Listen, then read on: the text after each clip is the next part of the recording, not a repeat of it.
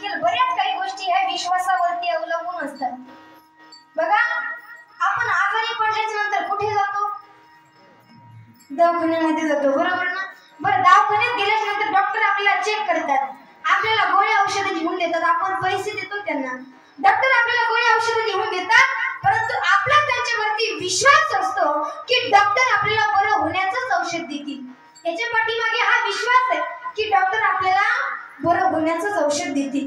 किंवा आपण आपली मुलगी लग्न करून दुसऱ्याच्या घरी देतो, हुंडा मागितला, हुंडा देतो, आपण मागतील ती गोष्ट आपण त्या ठिकाणी देतो, परंतु त्याच्या पाठीमागे देखील आपला विश्वास असतो की आपल्या मुलीला ती लोक सुखामध्ये सांभाळतील, हा त्याच्या पाठीमागचा विश्वास आहे। किंवा दुसऱ्याची मुलगी आपण आपल्या घरी सून म्हणून करून आणतो, दुसऱ्याची मुलगी आपण आपल्या घरी सून म्हणून करून आणतो।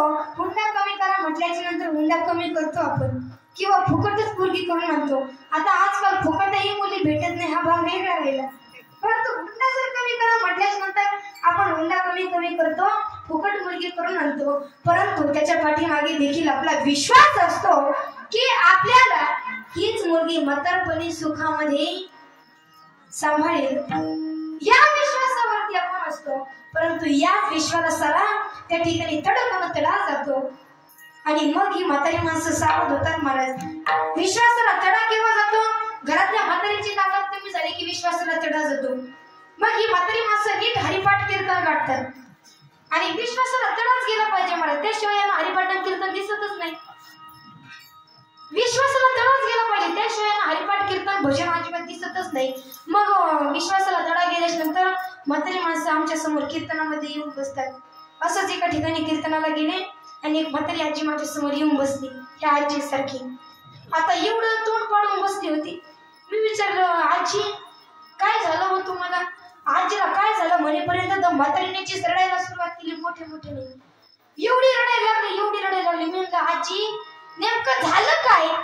काही सांगावं ताई, विचारूच नका। आता माझ्याशिवाय म्हातारीला दुसरं कोणी विचारलं नाही तरी म्हातारी म्हणते विचारूच नका। म्हटलं, आजी नेमकं झालं काय ते तरी सांगा। काही विचारूच नका।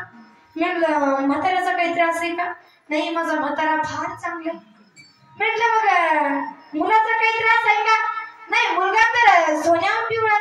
म्हटलं, मग नातवंड काही त्रास देतात का? नाही, नातवंड तर गुलाबाच्या फुलासारखे। मी म्हटलं, तुम्हाला नेमकं झालं काय? अहो ताई काय सांगावं? म्हटलं, मग नेमकं कोण त्रास देतं? अहो ताई ती नाही का केरसुनी? म्हटलं, कोण शेजारी का? नाही म्हणे, शेजारी तर फार चांगले, मैत्रीणच आहे माझी, जीवाची जीवनावर। मी म्हटलं, मग नेमकं कोण? अहो ताई ती नाही का केरसुनी आमच्या घरातली। मी म्हटलं, सुनबाई का? म्हणे हो।